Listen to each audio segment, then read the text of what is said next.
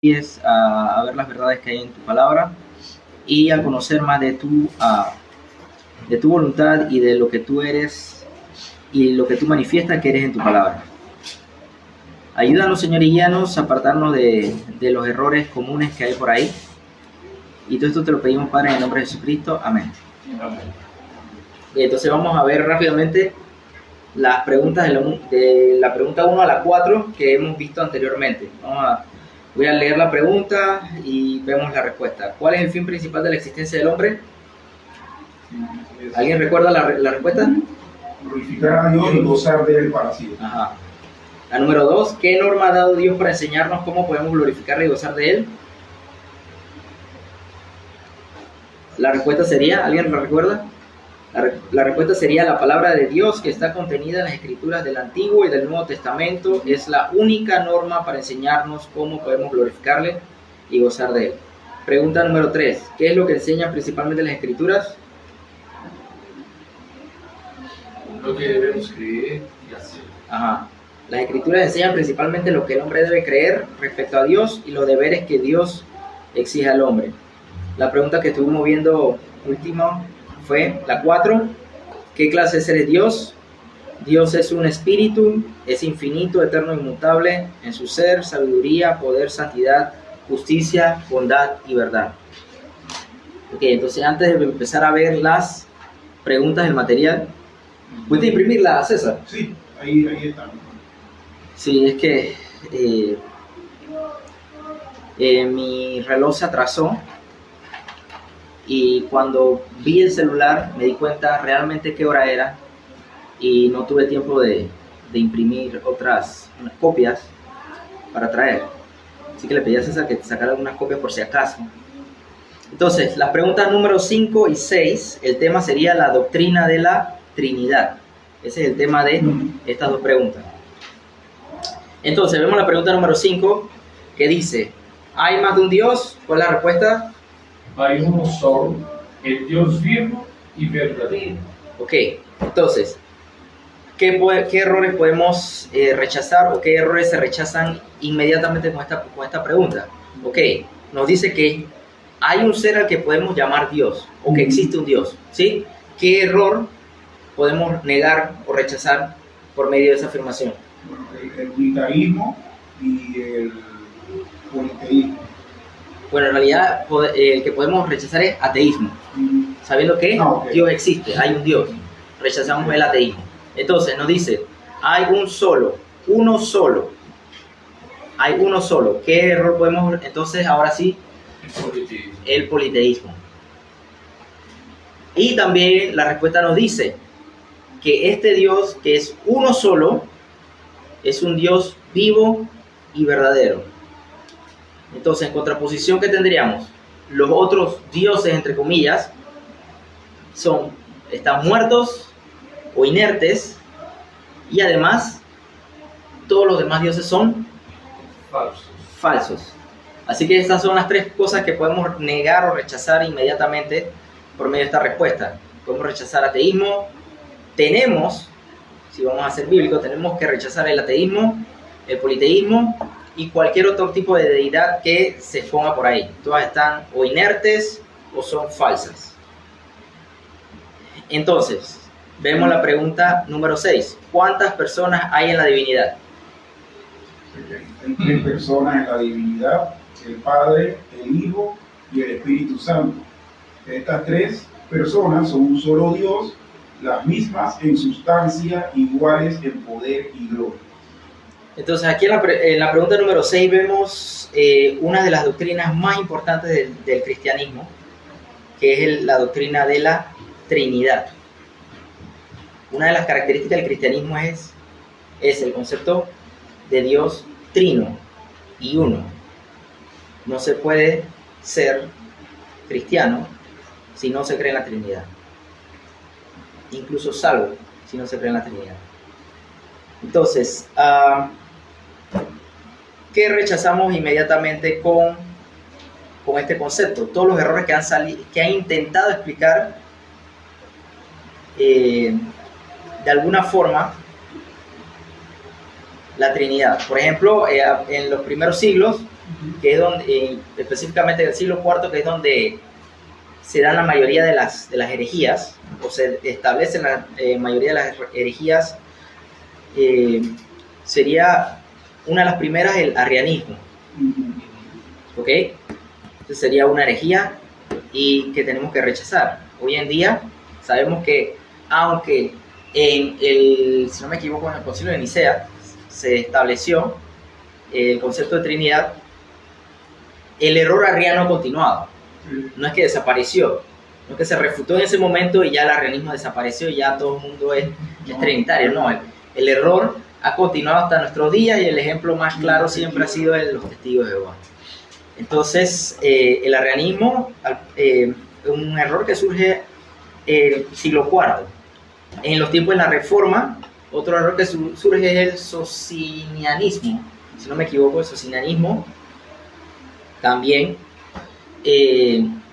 debe ser rechazado por medio de la verdad bíblica, que es la verdad de la Trinidad.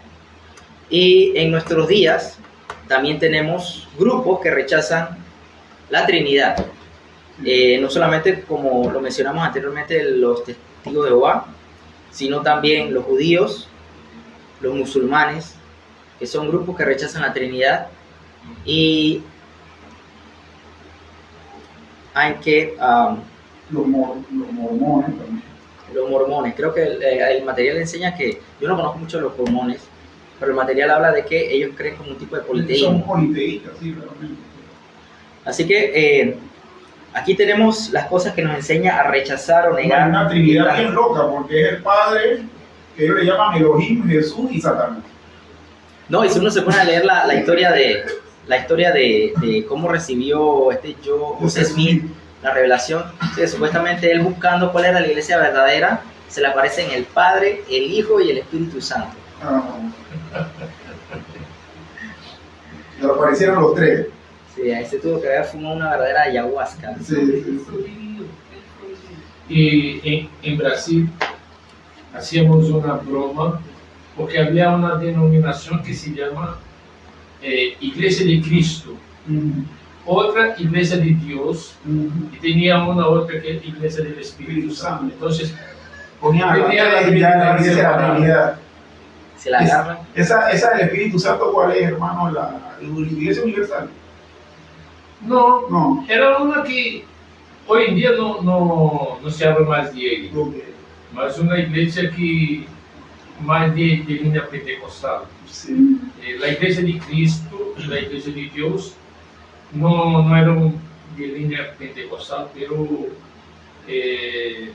había esa broma de que los evangélicos estaban dividiendo la Trinidad. Ok. Entonces, vamos ahora sí, aquí vamos a ver una de las doctrinas más importantes, que es la doctrina de la Trinidad, y vamos a ver que todo error sobre Dios proviene de una visión equivocada de su ser. Vamos con las preguntas entonces, y la primera parte es hablar sobre las tres verdades esenciales. Las tres verdades esenciales. La pregunta 1 dice: enumere las tres verdades esenciales que conforman la doctrina de la Trinidad. Sí. ¿Quién la tiene? Y bueno, las tres verdades esenciales son que la Biblia enseña con toda claridad que hay un solo Dios vivo y verdadero. La segunda es que la Biblia también enseña que no solo el Padre, sino el Hijo también y el Espíritu Santo son Dios. Y la tercera dice que la Biblia también enseña que las tres personas son distintas y que son iguales en poder y en gloria. Sí, hay una figura que se utiliza para ilustrar esto, que es como un triángulo, y tiene en el centro un Dios, y arriba Padre, Hijo, Espíritu Santo. Dice que todos estos son Dios, pero cada una de estas personas es distinta. Esas serían las tres verdades principales o esenciales de la Trinidad. Entonces, la doctrina sostiene tanto la unidad de Dios como la pluralidad de Dios cuando hablamos de personas en la Trinidad. Aunque parece un misterio, la Biblia enseña ambas realidades al mismo tiempo. Y eso es algo que podemos ver cuando, por ejemplo, oímos a un testigo, o cuando un testigo de Jehová intenta predicar, o cuando un unicitario intenta predicarte, porque ellos van generalmente a Deuteronomio 6:4. Oye Israel, Jehová tu Dios, Jehová, uno es. Y entonces de ahí te llevan al Nuevo Testamento, donde dice, o donde Jesús menciona que así como el Padre y yo somos uno, ustedes sean uno. Entonces tratan de confundir eso de que el cristianismo como un solo cuerpo y Dios Padre y Dios Hijo como un solo Dios, no. Tratan de hacerte creer que el mismo concepto que está hablando, que se habla de Trinidad, es el mismo concepto de la unidad de la iglesia, pero es un error. Entonces, eso es lo que vamos a tratar de esclarecer en el día de hoy. Así que esas son las 3 verdades esenciales, y esas son 3 verdades que hay que memorizar. Ok, entonces ahora vamos a la segunda parte. Dice, difícil de entender, pero creída por fe. Es difícil de entender, pero creída por fe. Pregunta número 2. ¿Es fácil de entender la doctrina de la Trinidad? Si no es así, ¿por qué creemos en ella? Escucho sus respuestas. ¿Es fácil creer en la doctrina de la Trinidad? ¿Por qué creemos en ella? Yo diría que bíblicamente podemos entender la enseñanza bíblica acerca de la doctrina de la Trinidad, pero la dificultad es cómo presentar la doctrina de la Trinidad, porque con un lenguaje humano limitado, las analogías que tenemos no reflejan perfectamente la Trinidad. Entonces creo que sí podemos creer y entender la doctrina por las escrituras como un todo, pero tenemos esta dificultad de poder enseñar. ¿Sí, en algún otro comentario? ¿Es fácil entender, sí o no? ¿Por qué creemos en ella?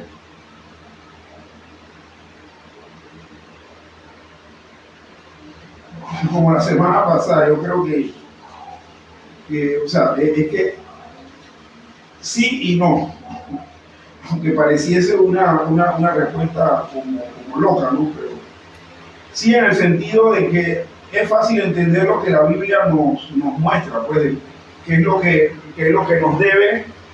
nos debe llevar a creer. O sea, la Biblia nos muestra de una manera sencilla que hay 3 personas, lo viene manejando desde el Antiguo Testamento, habla de pluralidad, y luego en el Nuevo Testamento se nos habla ya de manera más concreta, ¿no? Entonces, por ese lado es fácil. El lado difícil es que, claro, que eso por más que la Biblia lo hable, no causa lógica en la mente humana, pero la respuesta debiese ser que sí es fácil por lo que la Biblia muestra a lo largo de la Escritura de manera sencilla. Porque ponernos ya a profundizar en ese mar profundo de lo que es la Trinidad es un misterio que nos puede volver hasta loco.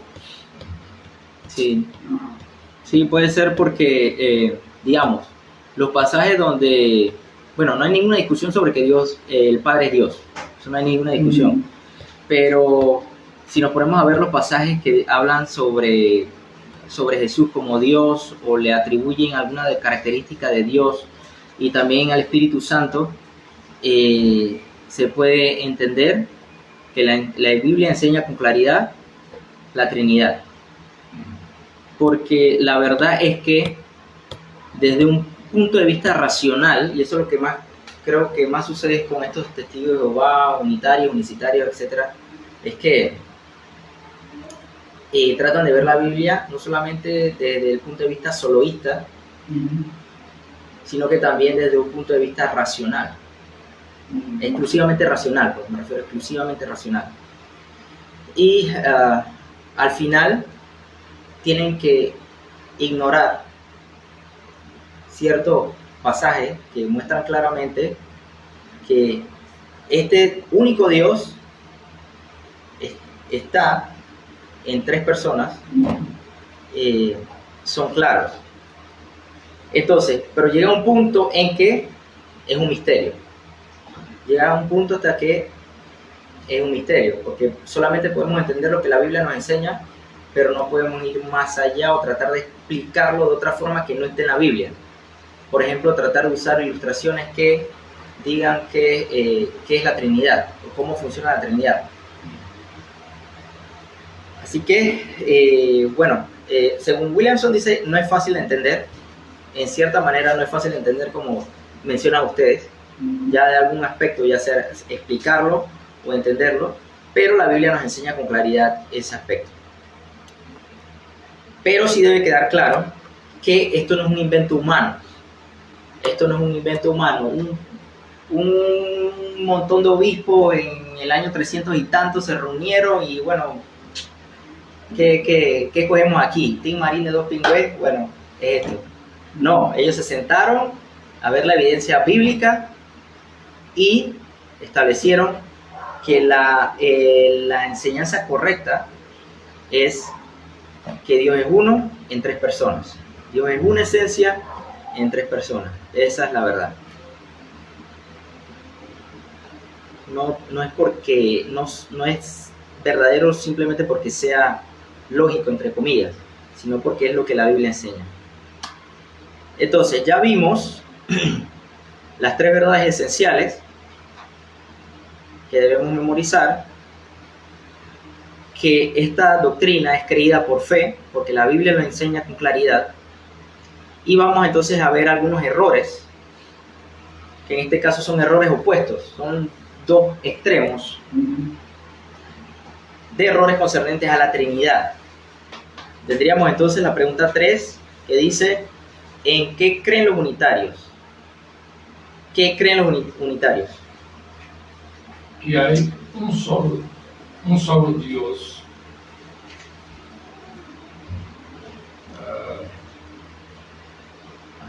digamos, unipersonal. Sí. Una única persona. Y que este es el Padre, ¿no? Sí. Este es el Padre. Creen que Jesús es la primera creación de Dios y que el Espíritu Santo es una fuerza impersonal que fluye de Dios. En este caso, los unitarios son los testigos de Jehová. Sí, el ejemplo más claro de ese aspecto es los testigos de Jehová. Y siempre te sacan Deuteronomio 6:4. Oye Jehová, oye Israel, Jehová tu Dios, Jehová uno es. Hermano, en este aspecto, o sea, yo he tenido más contacto con testigos de Jehová. No recuerdo haber tenido contacto con unicistas. Nunca, creo. Aunque sé que aquí en Panamá hay grupos, pero no he tenido contacto. ¿Cuál es el? Norberto, sí, pero él es de la Iglesia Pentecostal Unida, correcto. Ellos son unicistas. Pero él nunca se ha puesto a discutir conmigo ni a hablar de esos temas. ¿Sabes? A eso es que me refiero. Sí, es cierto, hay un señor que vende hoyos, que él es municipio. Pero yo lo que quiero comentar es que para nosotros, posiblemente la preparación que requerimos nos puede costar más tratar con unicistas que con testigos de Jehová, porque los testigos de Jehová uno lo desarma rápido. Es que los unicistas son básicamente modalistas. Ajá. Son básicamente modalistas. Acá son principalmente arrianos. Correcto. Entonces uno, a los testigos de Jehová uno los desarma bastante rápido, pero los unicistas no. Los unicistas a veces hasta pueden marearlo a uno. Sí, lo que pasa es que los que ambos te van a sacar de una vez, ajá, es que Dios es uno. Dios es uno. Por ejemplo, Deuteronomio 6:4. Dios es uno solo. Entonces, ¿cómo es eso que son tres personas? Entonces te van a terminar diciendo que tú eres un triteísta. Triteísta, sí, el triteísmo. Obviamente, eso es una falacia, obviamente. No sé si es una falacia de falsa asociación. Puede ser una falacia de falsa asociación porque están, por una afirmación que tú estás haciendo, te están relacionando con un grupo al que tú no perteneces. Puede ser una falacia de falsa asociación. Entonces, los testigos de Jehová son un ejemplo de unitarios, ¿no? ajá, ese es un ejemplo unitario. Entonces, vamos a ver rapidito Génesis 2.24. Génesis 2.24. Una pregunta, y los adventistas no entran en eso. No, ellos son trinitarios. Bueno, tengo entendido, ahora que ella dice eso, que los adventistas fueron unitarios hasta un tiempo. Ah, ok, sí, bueno. Sí, y que ellos después como que trataron de arreglar el asunto y acomodarse al trinitarismo. Pero para el tiempo de Elena G. de White, ellos eran como los testigos de Jehová ahorita. Sí. Así que 2.24, Sí. Génesis 2.24.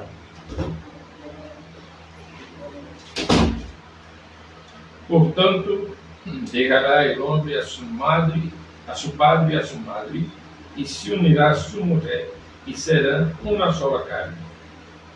Ok, entonces ahí estamos viendo que la palabra uno nuevamente. En Deuteronomio 6.4 dice, Jehová nuestro Dios, Jehová, uno es. Uno es. Acá, en el 2.24 nos está diciendo que el hombre se unirá a su mujer y serán una sola carne, que sería la misma palabra que se utiliza en Deuteronomio 6.4, que es la palabra ejad, no sé cómo se pronuncia, ejad, que habla de una pluralidad, ¿ok?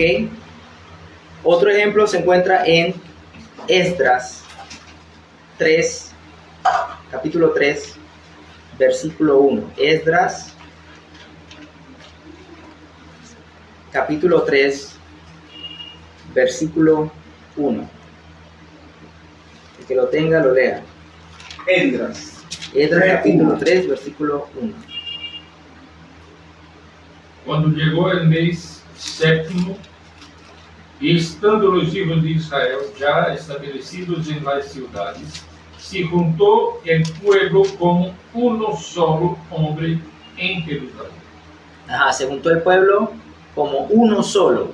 Ahí encontramos nuevamente la palabra ejad, en la cual se traduce uno en Deuteronomio 6.4. ¿Era el pueblo uno solo? ¿Era una sola persona? No. No, pero se está usando el número uno para hablar de una pluralidad. Era exacto. Así que Deuteronomio 6.4 no es,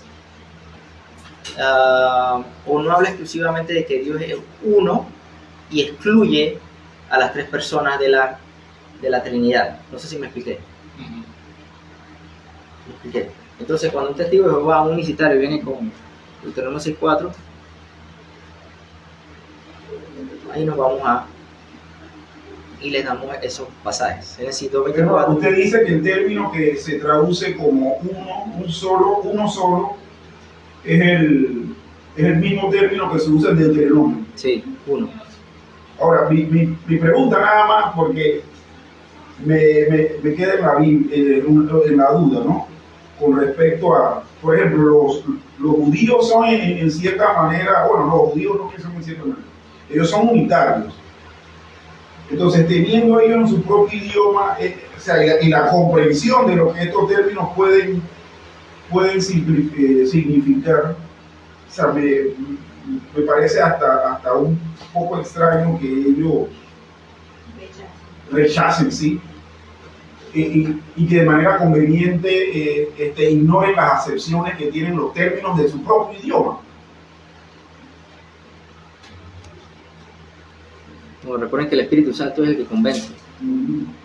Así que, por más que uno tenga argumentos y el Espíritu Santo no te permita ver nada de eso, no vas a verlo.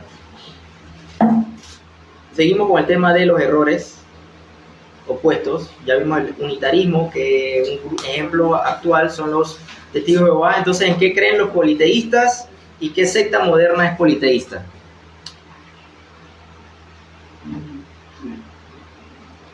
¿En qué creen los politeístas y qué secta moderna es politeísta?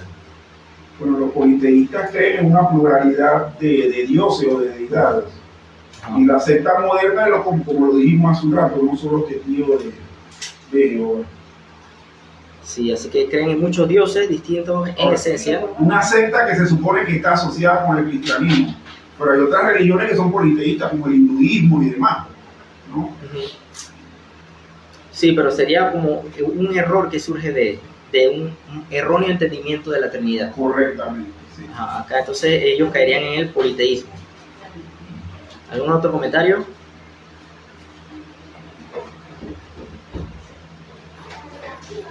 Así que ambos errores parecen más simples, el de los unitarios y el de los politeístas, pero niegan lo que Dios revela de sí mismo en las Escrituras. Y si recordamos la pregunta, una de las preguntas anteriores del catecismo es ¿qué es lo que enseñan principalmente las Escrituras? Las Escrituras principalmente enseñan lo que el hombre debe creer respecto a Dios. Entonces, vimos, y vamos a ver por último, vimos las tres verdades esenciales.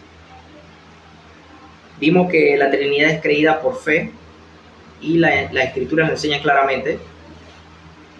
Vimos errores opuestos como el unitarismo y el politeísmo.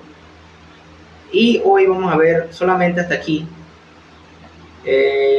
la evidencia bíblica de la Trinidad. La evidencia bíblica de la Trinidad. Entonces nos dice la pregunta 5. Cite un texto de las Escrituras que demuestre que solo hay un Dios. Un Dios. Ahí en el texto Williamson nos da un par de ejemplos. Cite un texto de las Escrituras que demuestre que solo hay un Dios. Ya vimos Deuteronomio 6:4. ¿Qué otro texto se menciona en el...? Primera Reyes 8:60, que dice, yo soy el primero y yo soy el postrero y fuera de mí no hay Dios. No hay Dios. Ajá, muy bien. ¿Algún otro ejemplo? Isaías 44:6. Bueno, yo leí, el texto de Isaías hace un rato. Ese que leí, yo soy el primero y yo soy el postrero y fuera de mí no hay Dios, es Isaías 44:6. El otro sería 1 Reyes 8:60, que dice que todos los pueblos de la tierra sepan que Jehová es Dios y que no hay otro. Ajá, también está 1 Corintios. Sabemos que un ídolo nada es en el mundo y que no hay más que un Dios. 1 Corintios 8:4. ¿Un comentario, pastor? No. Ok, entonces seguimos con la pregunta 6. Hermano, una pregunta nada más para aclarar. A muchos nos puede parecer como iguales ser unitario y ser unicista, pero ambos son diferentes, ¿verdad? Hay una diferencia, porque el unitario, como el testigo de Jehová, cree que el Padre es Dios. Jesús es su primera creación y el Espíritu Santo es una fuerza impersonal que procede de Dios. Eso es lo que creen los unitarios. El unicitario cree que hay un solo Dios y que ha ido cambiando de personalidades a lo largo de alguna forma es modalista. Forma es modalista. No sabré explicarlo porque no conozco mucho ese grupo, pero creen que hay un solo Dios y que este Dios se manifestó en Cristo. Cristo es Dios. Cristo es Dios. Digamos que en un tiempo se manifestó por medio del Padre, que en otro momento se manifestó, se hizo carne en Cristo y ese es Dios. Ya creo que no hay Padre, no sé si me equivoco. Y que no sé qué hacen con el Espíritu Santo, porque no conozco exactamente la doctrina que ellos creen, pero creo que también se le llama solo Jesús, porque creen que... sí, pero la diferencia básica es esta. Que cambia. Sí, así que es un modalista. Aunque no lo acepten, pero son modalistas. Creo que la iglesia más vieja, modalista que hay aquí en Panamá es la Iglesia Pentecostal Unida, pero ahora hay otra. Ahora hay otra que se llama Iglesia de Jesucristo, Iglesia de Dios Ministerial de Jesucristo. Esa viene de Colombia y esa es modalista también. Es bien. Moralista, ¿qué significa?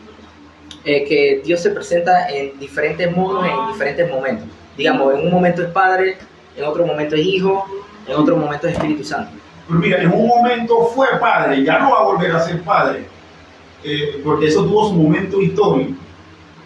Ahora es hijo y no puede ser padre a la vez porque ya fue y por lo tanto seguirá siendo hijo. O sea, eso es lo que ellos dicen en esencia. Pero es que tienen que ignorar los pasajes donde los tres se presentan al mismo tiempo. Exactamente. ¿Qué hacen con el pasaje ese del bautismo de... Sí. Ajá. Y vamos a ver esta última pregunta, número 6. Y la próxima semana continuaríamos. Vamos, pregunta número 6 dice: ¿qué 4 cosas pertenecen propiamente solo a Dios también? Disculpen. ¿Qué 4 cosas pertenecen propiamente solo a Dios que también pueden demostrarse a partir de las escrituras que pertenecen a Cristo y al Espíritu Santo? Aquí hay esto está mal puesto aquí. ¿Qué 4 cosas? Ese que va mal ahí. ¿Qué 4 cosas pertenecen propiamente solo a Dios? También pueden demostrarse a partir de las escrituras que pertenecen a Cristo y al Espíritu Santo.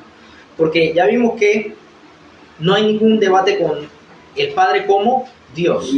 El problema es cuando venimos a ver el tema de Jesús y el Espíritu Santo.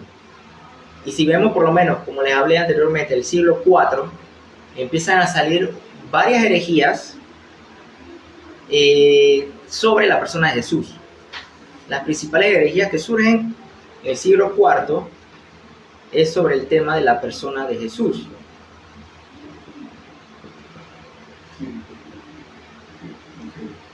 ¿Cuáles son esas 4 características que solo le pertenecen a Dios Padre y que pueden demostrarse o atribuirse también a Cristo y al Espíritu Santo?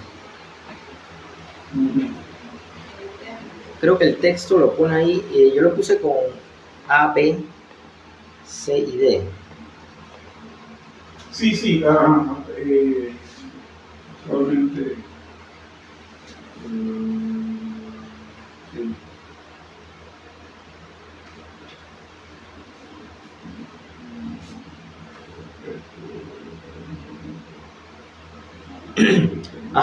Está en la parte de las 3 verdades esenciales. El punto número 3. La Biblia también enseña con toda claridad que las 3 personas son distintas y... No, pero...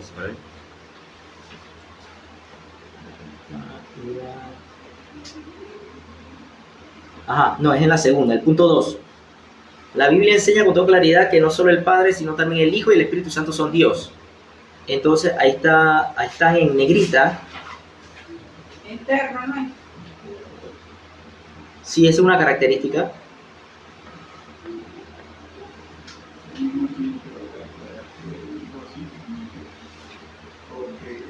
Eso sí, eso está bien.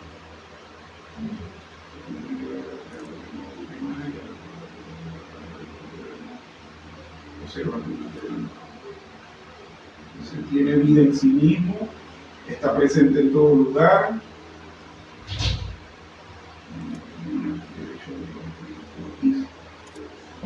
Hace las obras de Dios y es adorado como Dios. ¿Ok? Entonces, una sería que se les llama a Dios. Correcto. Y a Jesús, al Espíritu Santo.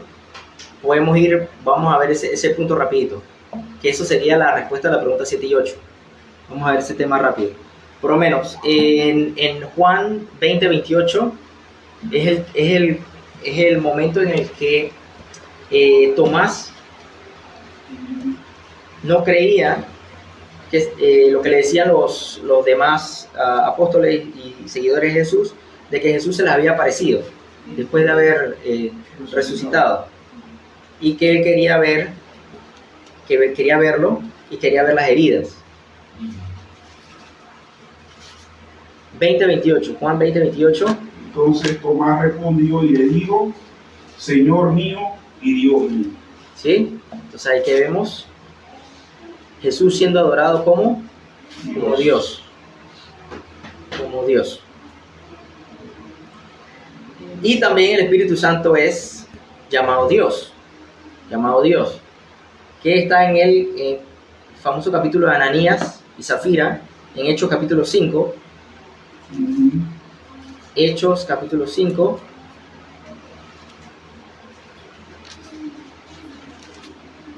Versículo 3 y 4.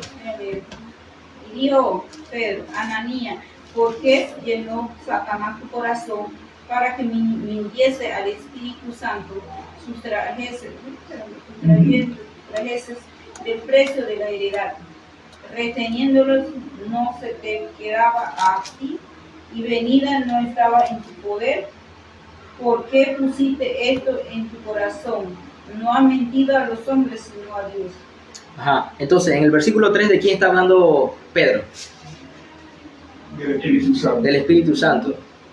Y en la misma línea, en el capítulo 4, en el versículo 4, ¿por qué sustantivo reemplaza Pedro Espíritu Santo? Por la palabra Dios. Porque le está hablando el Espíritu Santo. Así que tanto al Hijo como al Espíritu Santo se les llama Dios. También se les atribuyen o se les mencionan atributos divinos. Por ejemplo, el más famoso, Juan 1:1, hablando de Jesús como eterno. En el principio era el verbo, y el verbo era con Dios, y el verbo era Dios. Y se supone que el verbo era Dios, es intercambiable. Se puede decir tanto Dios era el verbo. Así que se puede decir de ambas formas. Esa es una, es eterno. Vamos a ver Mateo 28:20. Mateo 28:20. Mateo 28:20.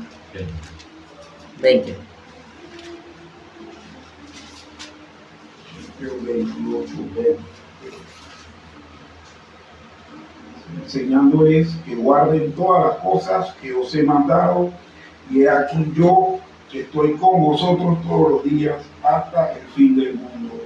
Amén. Entonces, ¿qué atributo divino se expresa aquí? la omnipresencia. La omnipresencia de Dios. Es un atributo que solamente le pertenece a Dios. Vamos a ver también 1 Corintios 2:10. ¿Qué atributo de Dios se le...